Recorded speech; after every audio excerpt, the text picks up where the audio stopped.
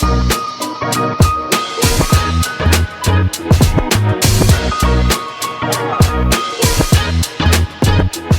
problems. What's going on with the hamstring? I don't think she has any hamstring problems, but like I tell all my athletes as well, if you continually rehab and work on your hamstrings, that's why you don't get hamstring problems. You don't wait till you get one and then go, I'm going to start rehabbing my hamstrings. Particularly, for sure. And I don't even care who you are. I don't care if you're a bike rider, a hiker. I don't care what you do. Your hamstrings, if you keep them healthy, because they shorten as you age, as you know, and then things start going wrong, and you get back problems. You know how it pulls through your glutes and then your lower back. So if you keep them flexible and strong, you're just going to have better mobility as you get older. I mean, it's a kind of a no-brainer. But some of the stuff, and I mean, we're not sure video of her doing that band hamstring strength work in the gym. Yeah, for sure. I've seen, it's like, every time you think you've seen it all in a gym, and I'm not talking about the crazy stuff where people are, put on a pair of roller skates and try and do a vertical jump. The like proper stuff, not the stupid stuff you see on YouTube all the time. You see something, you think, wow, that's a really good take on hamstrings. I never thought to do it that way, and with a band that can really bulletproof your hamstring. Give me an example without trying to find this video. Just describing it in as succinctly as I can. It's basically she got two benches, like you would do like a chest press on with two dumbbells, and got a really thick band, like the thickest you can get, and put that across so it's about this far off the ground, knee height, and then got herself into a bridge position, with both feet, and she would then warm up with her, like with both legs, and then she would go to one leg, and it would be a hop and a bounce from the band to the bench. So a hard surface to a bouncy band, and then because you get the flex in the band, and she would be doing that.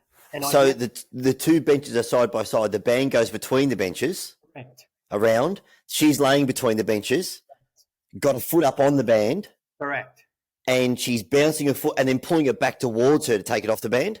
No, it can go, because the benches are like this. They're not like this. They're like that. Okay. So she can bounce her foot off the band onto the bench and back. Okay. So she's getting and she's got to, obviously you don't need to take the weight with the band, because the band will flex. So you can let your leg come out and then use the band to come up. But when you get to the bench, you've got to use all your hamstring to halt the downward motion. And I'd never seen it before, and it was really dynamic. So it was interesting. I'd never seen it before. And then she did the one which I've been doing this in the gym myself, where you're just holding a plate, like a 10-kilo plate, where you're bending over. And I'll see if I can capture this on the camera when I do it. It's like, can you see? So you pull this leg up, and you go all the way down, holding the plate, and bang it like that. That's been helping me with not only my hip flexor but my hamstring, and I've always had, as you know, throughout my career, I've had hamstring issues. That's really helped me, especially over the 100. Like, I'm not getting hamstring niggles anymore, but I've been so it's like a single leg Romanian deadlift or with a leg drive. Yeah, sure, or nearly like it's only like a standing bird dog, to a certain degree. Yeah. Like when you do a kneeling bird dog, it's a similar replication of that. Yeah, there's, I think, the bands for hamstring rehab and hamstring strength, because they offer that eccentric and concentric sort of phase, and they're very dynamic and very good for hamstrings. When you watch Fenke Bol do that one, when I stood up, the amount of force they're applying, like, she's doing it really dynamically. Obviously, she's a 20-year-old elite 400-meter hurdler. I get it, but the amount of force they're applying to these exercises, it's more than the force that I would apply, simply because we don't need to when you do risk injury, when you're really bashing yourself out in the gym trying to get this workout. But because she's chasing Sydney McLaughlin, who's so far in front of her times have come down so rapidly. Fenke Bol's time, that's when she went out and ran a 49.25 on an indoor track. On a flat four. Flat four. Yeah. But indoors, that's insane. Yeah, it is. 49.25. Because indoor 400s are going to be a bit slower than your outdoor because it's so tight. What's a PB outdoor? Slower. Really? Yeah. So if this is what everyone's asking the question. If she gets out on an outdoor track now, how quick is she going to go? Yeah, sure. Because it stands to reason that she'd go sub 49. Yeah. Yeah. Anyway. Having that hamstring strength as a track runner, well, for any athlete, but as a track runner, we know is just so important. And you're right about the prevention side of things as opposed to letting them happen. But my hamstrings are actually extremely tight at the moment. And maybe because I've been running more distance, but it was yesterday I started just to try and warm up a little bit, and I realized that my hamstring flexibility is actually diminished quite substantially. I mean, I let it diminish when we ran track, when I continued to run track as well. I didn't do a lot of, static stretching, which, was a yesteryear thing. We dynamically warm up now. But I have noticed that my hamstrings are definitely contracted a lot more. I've started to do some band work, just typical leg curl, standing leg curl band work, and also just hip extension work, backwards hip extension work, stressing the hamstring. And the band is beautiful for that because it keeps it under that constant load, for sure. But yeah, I must admit that the tendinopathy thing from running distance is a problem. And one of my best friends has just started to run distance, Mick, down in Adelaide, and he's already created tendinopathy, which we had. And I was explaining to him it's a glute related thing. I said, because your glute is not activating when you're foot striking and you're obviously collapsing and hanging off your hamstring, you need to just focus on your glute. And I find straight away by doing glute work, where I think I was telling you, I put the foam roller between the wall and my knee, stand on the opposite leg. So if you're standing on your left leg, put the roller between your knee and the wall with your right leg, take your right leg off the ground, then squat ever so small or slightly up and down on the opposite leg, and your glute burns. You get that instant activation in your glute. So I'm trying to do more of that work at the moment. But it's interesting. There's a lot of these dynamic exercises that people are starting to do. But the bands, I think, is by far the best, tool or modality to use for hamstring style work, right? Do you have bands at the track? Do you take them to track for the guys to warm up with as well? Yep. Yeah, I have bands. I have bands, whether I'm in the gym or the track, they always have bands with me. But do you know what saves us as older people doing particularly track? What saves our hamstrings is that other people don't do in any other sport, by the way, that I've ever seen, is get on the fence and do all your leg swings. Yeah. Because it's dynamic and you're throwing these legs up and rotating through your hip, you're actually flexing all the attachment points through your hamstring from your knee all the way to your glute. Because you keep flexing it and flexing it as you get older, it just keeps it a little bit lengthened. Whereas if you don't do that at all, as you know, as you get older, it just shortens, and all of a sudden you go for a run and you think, geez, my hamstrings are tight. And it's only tight because they've never been flexed for a long time. It's interesting, is it? Because people, in our age bracket have always been, particularly if they haven't been around sport and seen the changes, they've been brought up with that notion of static stretching is what you do. I was in the office the other day, the girl in the office who is, around 50, she was telling me straight away, her kids can't touch their toes. They never do stretches. And I'm like, well, they play basketball. They don't really need to stretch as long as they're doing some sort of dynamic warm up. But I do see a lot of, and maybe CrossFit has had a lot to do with this, but because there's a lot of high-level trainers and high-level physios in the CrossFit space in the US, that they do a lot of mobility work and weightlifting. And surprisingly enough, a lot of people don't realize how flexible and how mobile weightlifters are. They have incredible mobility. You can look at Olympic weightlifting. I mean, I've seen Olympic weightlifters at quite heavy weights do the splits. They're incredibly flexible. So, and I think they've brought, for the younger generation, they've brought a lot of that mobility stuff as opposed to static stretching stuff into the fray now. And they're doing a lot more mobility work. And I see guys in the gym where I go, particularly downstairs in the weightlifting, their warm-ups are amazing. They don't just start lifting. I still get a bit lazy and don't warm up that well still. And these younger guys, they go through this whole range, and they build up as well. They start just with a bar or a broomstick, then they'll use a bar, then they'll add the smallest plates. They're never in a hurry to get to these bigger weights, and their mobility work is quite good. So, and that Kelly Starrett. But that's the difference between weightlifters and people that try and lift heavy weight. Yeah, 100%. They're chalk and cheese. And you can spot the difference when you walk into a gym. You see the idiots who have strapped everything up because they've got a bad back, bad knees, bad everything. And guess what else they got? Bad technique. Yeah, 100%. But I think CrossFit has been good for that aspect. I think their mobility side of training is actually much better with the CrossFit, the CrossFit world. Whether you love CrossFit or hate CrossFit, it had some aspects of it which, obviously gets a lot of injuries. But I think the way they warm up is actually quite good. The good ones, yes. 90% of people do CrossFit. They're dumb. I've got no time for it because it's organised stupidity. Let's just see how many dumb exercises we can invent, and let's just find out how many times you can do it. And hopefully nothing happens to you. That's how I view CrossFit. Well, it's one way to look at it, I suppose. Well, I've told you I'm starting to train for this High Rocks event, and it is different because the exercises, the one thing I'm enjoying about it, one, I'm just enjoying different training, and two, the exercises are set. They don't change. You got to run 8 times and you've got 8 different exercises. Yep. And I'm struggling with the training because I've had to up the intensity and the volume because one thing I'm finding difficult is go from something quite strenuous. Example, you've got to do 200 meters of walking lunges with a 20-kilo bag. Yeah. And then as soon as you finish that, you've got to run 1 kilometer. Why? Why don't we? Yeah, but I could ask. Why don't we just get everyone to run 400s and then at each 50-minute interval have someone standing there with a big stick and just hit them over the head ever they go past?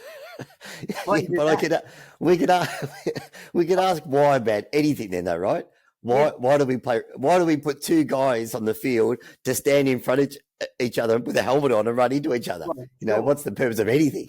But I can make a case for let's just find out who can run the fastest mile in the world. Like I can make a case for that because it's the mile or it's 800 or it's who's the fastest 100-meter runner in the world? Who can do 200 push-ups and then try and climb a rock wall? Who cares? Yeah, but there's a counter argument to everything. Who cares who can run a mile the fastest in the world?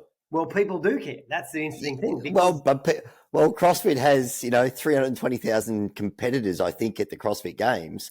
So someone cares about that as well. It's got a big following. I know. Well, they had the CrossFit Games at the Performance Centre a couple of months ago.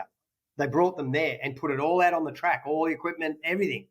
Was it the Games? So some sort of qualifying or the Australian qualifying or something? The Games, but it was an event for CrossFitters. The main CrossFit Games still was in the US. And I sat and watched a bit of it, and it was just the people that were there. It literally looked like one flew over the cuckoo's nest. It was literally like sounds like a Masters track event.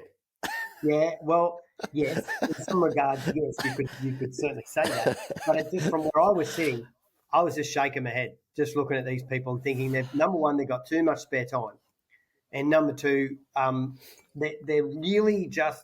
I reckon if you walked down there and had said to them, "I'll tell you what.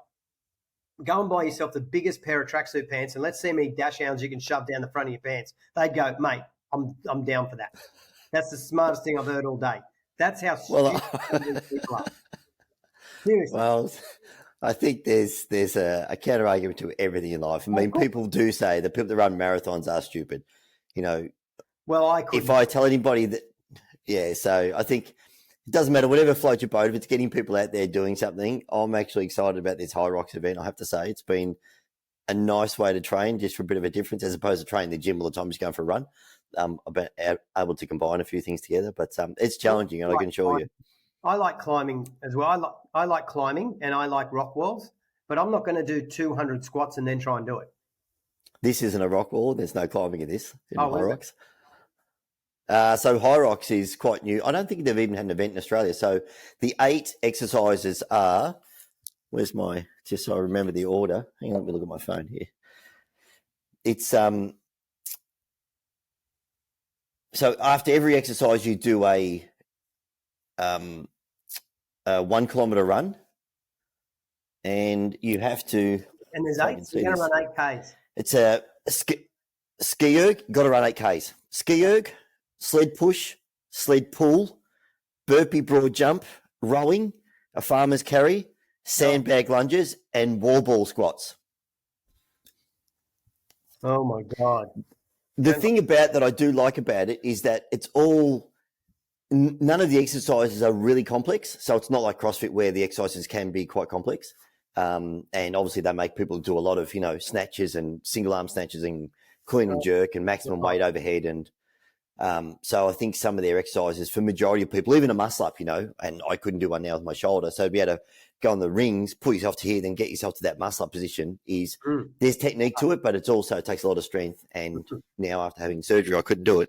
But the interesting thing about the High Rocks event, there's very little upper body stuff. It's all legs. So your legs just get absolutely toasted. But it is within the realm of everyone can actually learn the exercise. It's not overly complex. And I also like the fact that every event, you know what it's going to be. So you can actually train for it in a proper way. Where CrossFit, as you well know, they don't actually tell anyone what the event is.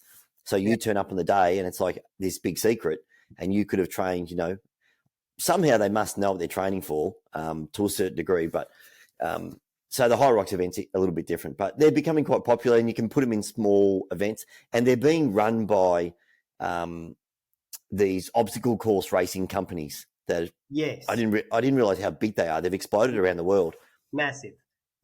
And one of the biggest ones, I think it's Invicta or Invictus or something. They do one of the big races. They've done a joint venture or some sort of deal with. They've made a smaller version of even High Rocks. High Rocks is a standalone company, as I understand it.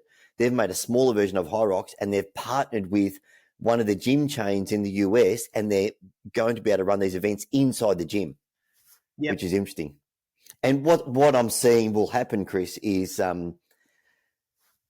High Rocks Germany, it started in Germany in 2018. They've partnered with a gym company in Australia, I think called BFT. And I forget, you can look those up. I don't know what it stands for, Body Fit Training or something. He's got, I think, maybe 240 studios. They've partnered up with them. And I think what's going to happen, they'll quickly become, there'll be the whole certification thing we'll go through again. There'll be a bunch of High Rocks coaches come out, and they'll be setting up, if you want to train for these, you get a coach and blah, blah, blah, which you probably need because there is some complexity around it. And I've been helping Radia train for it a little bit as well. And it's interesting, as we well know, just this whole progressive overload thing that people don't understand. And she wants to do too much too quickly. And I'm saying, well, no, you've got to actually, slowly introduce the load. But anyway, it's interesting. I think the first year they had 30,000 participants globally and predominantly in Europe. And this year already 120,000 people registered. Mate, it's not a bad business model. 130,000 people registered already. Yep. And I think it's $140 to enter. And 130,000 people. So 18 million bucks. Well, have you heard of Rogaine? The hair stuff? Make your hair grow? No, this is called Rogaine. It's another. I think I tried it many years ago. As you can see, it didn't work very well. No, this is similar to that. I'm driving up with Sam to the mountains tonight, out to this place called Muggera Lake, out the back of the Gold Coast hinterland. And tomorrow morning we're doing an orienteering straight into a bike leg, straight into a paddle, kayak. And there's a couple of hundred people going to do it who'll be, and a lot of them are very, very competitive. So, and where are you? What's the orienteering part? I know what orienteering is, but what do you have to do? You give you a map and a compass, and they let you go out into the mountains, and you've got to collect X amount of markers in a certain time. I will say, and I see them in Saturday mornings, I think, or Sundays or something around Sydney here, near the bridge. And they're running around and people just running all over the place. And they've got their headlights on, so they've obviously started quite early in the morning in the dark, and these maps. And every time I see the people doing that, I just don't get it. Well, it looks like an Easter egg hunt to me. It's an Easter egg hunt. It's exactly like it. It's like... Yeah. So I need someone running around behind me, telling me when I'm getting warmer and getting colder. Yeah, that's pretty much what it is. So I'm going to wake up tomorrow morning, pick up a map and a compass and go and find as many Easter eggs as I can. And then I have to jump on a bike, and I think I've got to ride for at least 2 hours through the mountains. And then I'm going to dump that and then I've got to get on a kayak and paddle. I don't even know where I'm paddling to. Down some. Why do people do this? Yeah, exactly. That's the same question I asked them. I said, why are we doing this? And she said, no, I got talked into it. Yeah. I said, fine, I'll do it. Her kids want to do it, and they're very excited about it. They love that stuff. They love the variety. They love running around the bush like headless chickens, and I'm just like, fine, I'll do it. It doesn't – I mean, I don't mind the bike and the kayak I'm quite interested in. I love kayaking and I love bike riding. I'm not – running around the bush like a headless chook is not really my gig. I'll do it, but it's, I could care less if I did or didn't do it.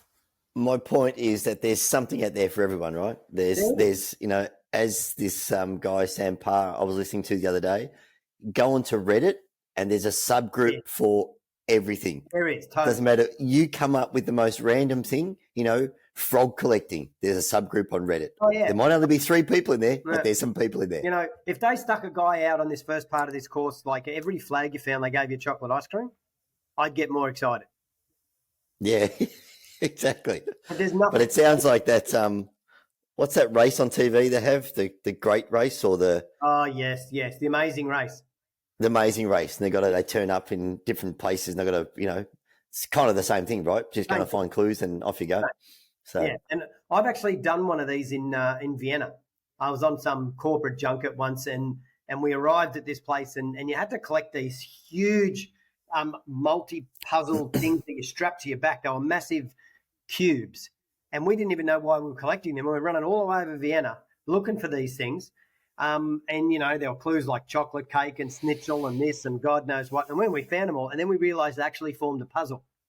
And then you had to put them all together. We found it. We all ended up in the same place, about 20 teams, and everyone had these things. No one knew what to do. And then we're like, it's a puzzle.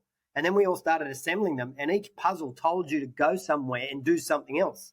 And it was just, it was actually really, really well done. And it was exciting because it took you to every major, really place around Vienna. Tourist place. Tourist attraction. Yeah. Yeah, Vienna's a great city as well. It's a really beautiful city. Oh my God. It was just stunning. And you went to places you would never have thought to go, and that actually was pretty exciting. I thought that was. Do you have to pay to enter this event on the weekend? Yeah. Shit, yeah. Yeah. Oh yeah. It's not too, I think it's like $78 per person. So the business models are interesting to me, just how they model these things up and whether they actually make money. I can see this High Rocks thing just getting bigger and bigger and bigger, as I said, because even though it's extremely hard, I think it's, for most people, it takes about an hour and a half to complete. I think the world record holder is 58 minutes. But it is obtainable to a lot of people that want to play in that, difficult space and push themselves quite hard, as opposed to things like CrossFit, which a lot of people can't even participate in because it's, the complexity of some of the exercise is beyond. But it just says to me straight away that, people in this space, they're looking for something, right? They're looking for these challenges enough people actually enter them. They are. So, and I think, mate, it just goes back to that old adage, though, if we can get people off the couch and outside doing something, running around with the compass trying to find Easter eggs, who cares? As long as they're doing something, right? So, well, some of them, just to get them to blink is a good step. Yeah, exactly. But you know what you'd love on the Gold Coast, by the way, when you get up here, which is so popular, and they get hundreds and hundreds, sometimes 1,000 people, is Park Run. Yeah, so we've got Park Run here, though. They're all over the world. It's everywhere, but it just exploded. And it's that magic 5K mark. Yeah, I agree. That everyone's to break 20 minutes. Yeah. That's the magic number. And all of my 800 meter runners and a lot of the athletes that are up here that run middle distance all do Park Run. All their coaches say just go to Park Run Saturday mornings. Yeah, I think it's I'd heard of it. I didn't know much about it, and I haven't done one yet, but I've got one close to home as well. I'm going to start doing them. But I think that from what I see and understand, it's just, again, that participation thing where people can actually say, during the week, all call each other and get 5 people together and say, hey, you're doing Park Run. Whether they walk, run, or run the whole thing, turn up with your dog, turn up with your kids, whatever. It's just, what can we go and do? And it's over and done with early Saturday morning. I think they're all the same time, aren't they? 8 o'clock? Yep. Yeah. And you get milestones. Like one of our guys, he's about to complete his 100th Park Run, and he gets a special shirt when he does it. You know, like there's all these milestones because everything gets recorded. So and people then get addicted to it. Yeah. So I think that's a really good event. It's all run by volunteers. It's cheap to enter. Yeah, I think that's an amazing event. And I noticed on their website, you can just set up your own park run. They say, want to set up your own park run? Just fill this format type of thing. Yeah. I know the closest to me is Mossman and North Sydney have one. So up on the Gold Coast here, there's like 4 of them because they have 4 different courses. Like there's one course, like the one they do up here at Runaway Bay, it's a flat course. But there's another one they do a bit further south that's got hills. So you can challenge yourself over, and there's one they do at Main Beach as well. Yes. So there's different ones all over the place. So and people travel around to these different park runs to get their times on the different courses. And then it just becomes this addictive thing to try and get your milestones under your belt and to keep improving your times, Yeah, for sure. Not everyone's in that space. I mean, some people just love it for the sheer. They have for the participant. They bring the dog, the this, the everything, and then they go have breakfast after. It's that kind of atmosphere as well. So it's got something for everybody, and I think that's more appealing than CrossFit because CrossFit is just for this very narrow band of people that can do a variety of things really well, and most people can't. Yeah, for sure. So, but good. Well, I've got nothing else to add. And what we should do is maybe if you get a chance, dig that video out of that Fenke Bol. Those band exercises. Yeah, and I'll look it up because I remember saving the link, and I just want to show you I'll put it up and show what you because I'd never seen a hamstring conditioning done like this before. So, and I haven't actually had the courage to try it yet, but I do 90% of what she does. I already do, but this one I'd never seen. So interesting. I'd like to have a go as well. Yeah. And I like the bands are just such a great thing to use and a simple thing to actually set them up anywhere. So anything with bands, I think is a really good thing to be doing. 100%. But I'll dig it up. I've got it saved here somewhere. And it's just a YouTube link of Fenke. It goes for about 5 minutes of watching her do these exercises. And she's a tiny athlete, but her output is phenomenal.